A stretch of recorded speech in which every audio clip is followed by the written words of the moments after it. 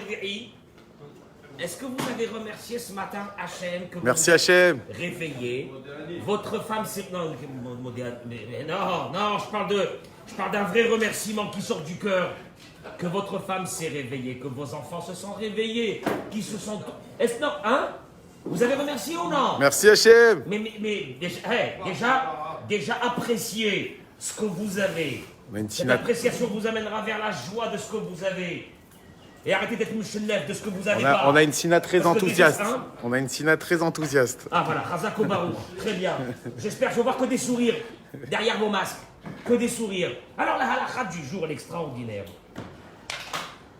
Bon, il le dit, il faut faire attention à ça, et c'est sérieux. Chazvé Shalom, à Dieu me plaise, de ne pas lever la main sur un garçon ou une fille qui sont déjà, je parle de vos enfants, qui sont déjà grandes, qu'à l'époque, dans l'ancien temps, on mettait en quarantaine, on rejetait le papa de la synagogue si on avait su qu'il avait levé la main sur un enfant qui était déjà assez grand. Assez grand aujourd'hui, c'est 8 ans, 9 ans. Chez l'oligrom libno chiatrice kenegdo. Car à cause de cela, il va y avoir une réaction de ton fils ou de ta fille par rapport à cette violence. Veninza. Et il en sort qui va, à cause de ça, transgresser un des interdits de la Torah qui s'appelle l'ifner hiver, l'opitel michel. Que devant un aveugle ne met pas un obstacle. Et là, l'obstacle, c'est quoi? C'est que tu vas lever la main sur lui, et donc il va soit te répondre de façon très grave, soit qui va lever la main sur toi. Dans les deux cas, c'est très grave. Et même qu'aujourd'hui, on n'a plus ce système de mettre en quarantaine quelqu'un. Attention au père de ne jamais lever la main sur un enfant qui est déjà d'un certain âge. On les calait l'âme, ou de les maudire, et de crier sur eux dans des remontrances, de crier sur eux dans des critiques. Mahar, parce qu'il y a une crainte, qu'il va y avoir une réaction de l'enfant. Or, l'enfant, lui, il a une obligation de respecter ses parents. Des gadoles, Nirsham Akolifiki, grand, c'est combien grand? Tout dépend de l'enfant. Il y a d'autres, tout dépend de l'enfant. Kol Shiesh Lahus. Si chaque fois qu'on a une peur, que peut-être l'enfant va réagir, eh bien, Dafilu eno bar mitzvah adaï. Même s'il n'est pas encore bar mitzvah. Non, maintenant malheureusement c'est bien avant. En raouya violide make aviv, omekal el aviv. Il peut maudire son père, traiter son père de tous les noms, ou bien chas v'shalom, il peut lever la main sur son père. Et là, yishaddelenu bedevari. Regardez comment la halakha elle est belle. Yeshaddelenu bedvari, pour ceux qui parlent en hébreu ici. Les shadel bedadam. Il faut que tu rentres dans une énergie qui s'appelle encourager cet enfant. J'arrive 2 minutes. Je termine. Même si la halakha dit qu'il faut de temps en temps une petite tape légère à un enfant, quand on parle d'un enfant qui est petit parce que son ça, comment tu vas faire? Il va faire n'importe quoi, il va faire des bêtises ou quoi. Il dit jamais tu lèves ta main, tu donnes une petite fessée, taf comme ça, une petite tape de rien du tout à un enfant pour lui montrer ton mécontentement. Jamais tu le fais quand tu es en colère. Ouais, mais alors, je le fais quand?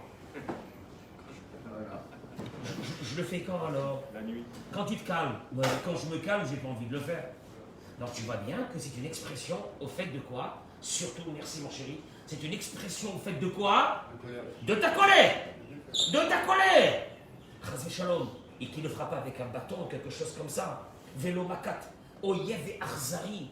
Et pas, des fois des parents, ils prennent un enfant. Paf! Un coup d'une cruauté.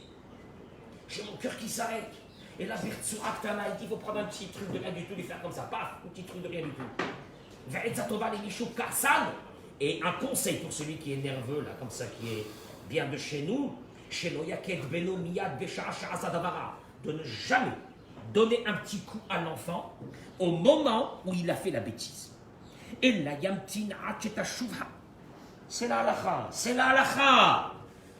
Tu entends ou non? Tu attends jusqu'à que ta colère se calme, et à ce moment-là, il donnera le peu. Il vient chez son fils, viens ici mon chéri. Viens, maintenant il est calme. Viens ici. Allez. Allez, ce petit coup comme ça. Non, non, pas avec un gros bruit que tu viens de faire là. Ouais. Parce que le gros bruit, ça veut dire qu'il lui a donné un gros coup. Non, un petit coup de rien du tout. Et si, tu sais que même ce petit coup va engager une réaction de la part de l'enfant négative, ne le fais pas. Oui, mais alors attends. Alors qu'est-ce que je fais moi alors, donc je laisse ma maison, voilà, il va n'importe quoi. Ce qu'il dit, ouais, c'est mignon ça c'est pour les... Tu sais, c'est dans les contes, dans les fables, les petits poussés, je sais pas. Quand tu parles ici, il te dit, Veya, tu vois, il a fallu que ça marque dans la halakha, c'est honteux qu'il marque ça dans la halakha. Veya be'ledaber imo, benahat ou bedivre tocha. Parle doucement, explique les choses tranquillement. Veillez kalesou, c'est marqué dans la halakha, je répète. Veillez kalesou be'ezemidatova sheyeshbo. Félicite-le de quelque chose de bien qu'il a fait. Bon, j'arrête ici parce que ça m'énerve. De façon de parler, hein. Je m'énerve, j'arrête. J'explique une chose. Il faut qu'on... On a chez nous l'éducation des enfants. C'est moi le patron. Daisy qui te montre. Et ta, et il crie, et il s'énerve, et la maman, waouh, du hurlement dans la maison. Qu'est-ce qu'il y a? Il va lui enlever un œil à sa sœur, et machin, et ils sont là comme ça, le balagan. Et ça crie. C'est de l'éducation, ça, mon œil. Ça, c'est de l'éducation, ça. Ça, c'est du balagan, c'est pas de l'éducation. Ça, c'est l'expression de la grande nervosité de la maison. Comment on éduque? En 2 mots. C'est pas en 2 mots, il en faut 1 million, mais comment on éduque? Je répète. Quand tu donnes à quelqu'un qui est en face de toi, tu le fais grandir, tu l'apprécies, tu le félicites. Quelle félicité? J'ai envie de le tuer. Quelle félicité! Regarde ce qu'il vient de faire, je vais le tuer. Non! Tu le félicites. Vous savez pourquoi? Je vais vous dire une chose, c'est un secret.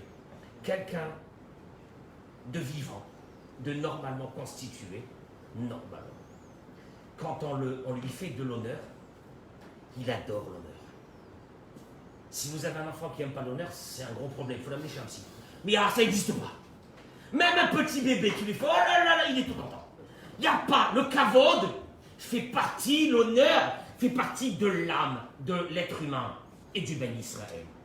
Maintenant, quand tu donnes à quelqu'un du kavod, il a envie encore, et il a encore envie du kavod, et il adore le kavod. Et d'un seul coup, dans sa tête va se mettre un mécanisme que pour recevoir le kavod, il doit faire plaisir à la personne d'à côté. Et oui, j'ai envie de ma dose d'honneur. J'ai envie de ma dose de félicitations. Mais tu ne sais pas comment tu vas tourner la machine. Celui qui dit bof, je ne suis pas sûr que ce que monsieur le rabbin est en train de dire c'est vrai. Je mets sur la balance 25 ans avec des adolescents. Donc moi j'ai 25 ans au compteur avec des adolescents. J'ai eu des classes de 6e, ou mignons. J'ai eu des classes de seconde, des malades mentaux. J'ai eu des classes de terminale. Hein, mon chéri? J'étais avec nous, hein? J'ai eu des classes de terminale. Ils redeviennent des êtres humains avec des visages humains, tout doucement.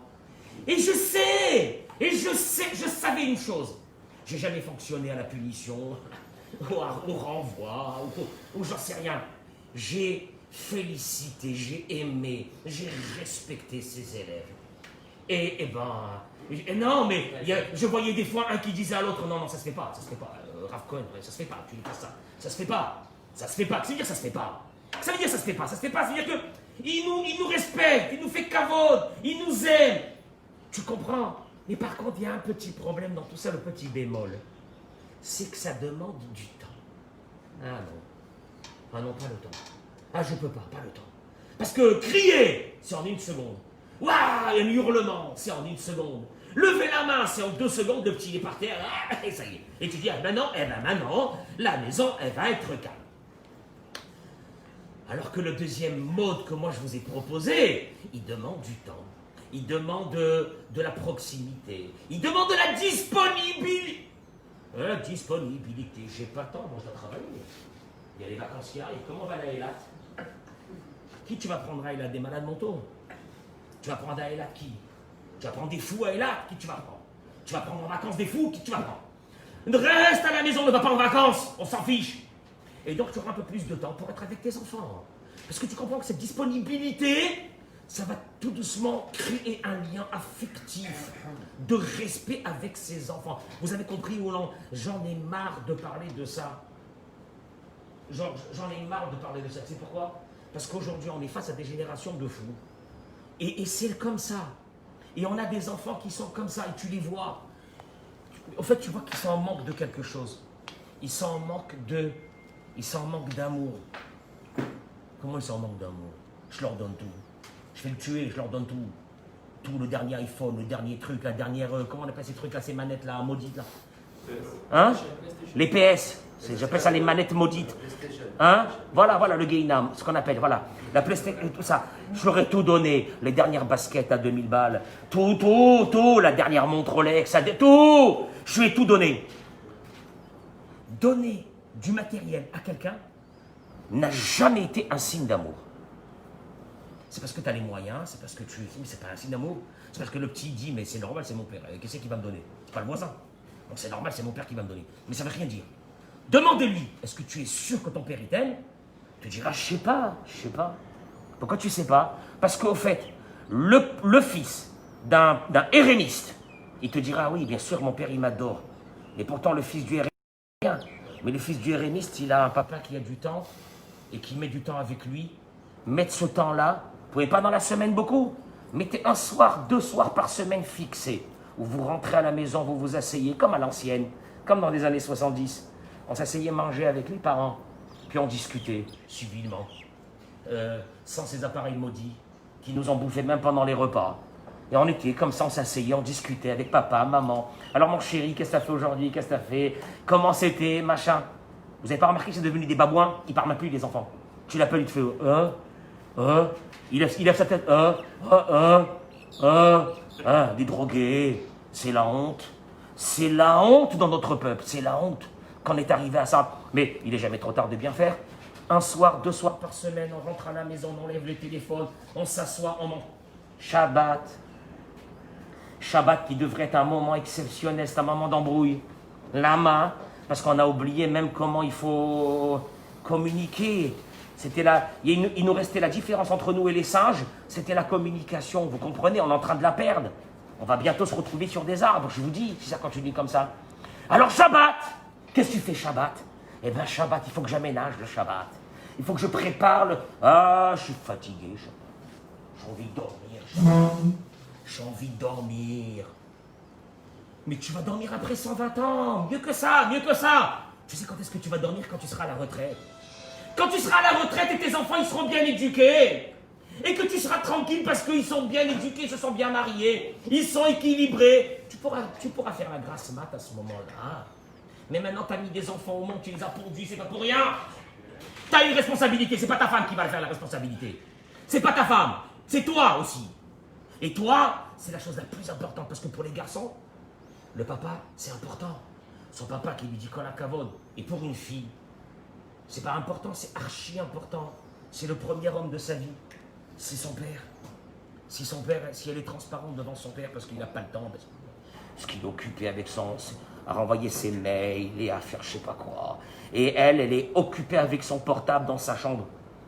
Vous allez créer des zombies. Je vous dis, je pèse mes mots. Moi, j'ai vu l'évolution de la situation dans ces 25 dernières années. Vous allez créer des zombies. Alors, la Torah te dit, la te dit, tu parles, tu félicites. À la place de crier, tu félicites, tu discutes et tu passes du temps. Donc le maître mot aujourd'hui, c'est le temps.